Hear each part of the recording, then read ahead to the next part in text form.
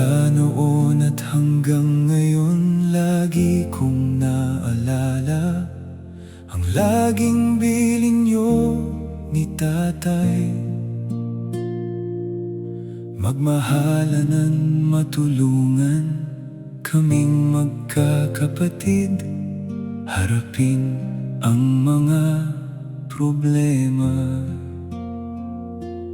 Nay, salamat, salamat sa inyo ni tatay.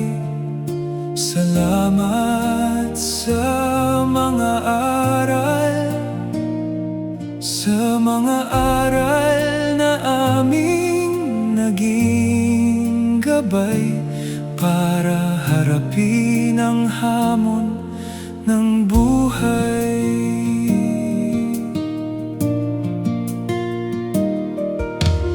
Minsan kami napapaisip at nagtataka sa kakarampot nating pera, bakit itutulong pa sa iba?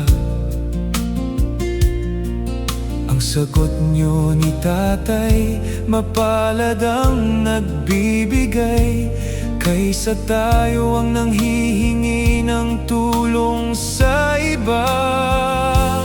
Nay, salamat, salamat sa inyo ni tatay.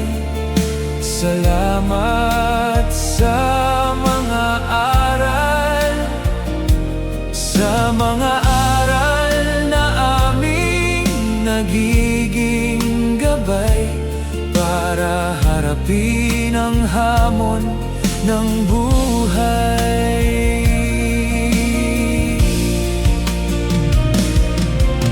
Higit sa lahat, kayo ni tatay ang aming idolong tunay. Pinakita nyo kung paano nyo inalagaan ang inyong mga magulang noong sila'y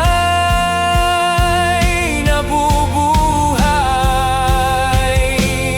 Nay, salamat, salamat sa inyo ni tatay. Salamat sa mga aral, sa mga aral na aming nagiging gabay para harapin ang hamon ng buhay.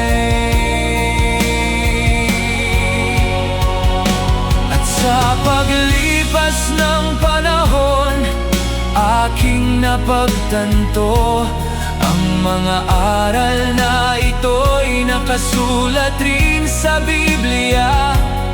Sa 1 chapter 4 verse 21,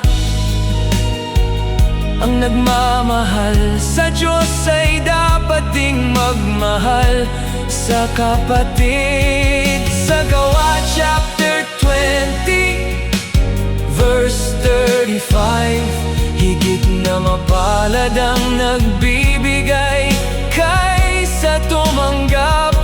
At sa Efeso chapter 6 verses 2 to 3, igalang mo ang iyong ama at ina upang ikaw ay giginhawa. Ngayong sa iyong kaarawan, ang tanging hiling namin sa may kapal, makakasama ka pa namin ng mas matagal para mapadama namin ang tunay at buong pagmamahal. Nay, salamat, salamat sa inyo ni tatay. Salamat sa mga aral at gabay. Salamat sa mga gabing pagpupuyat. Salamat sa pasensya at suporta. At higit sa lahat, sa iyong pagmamahal.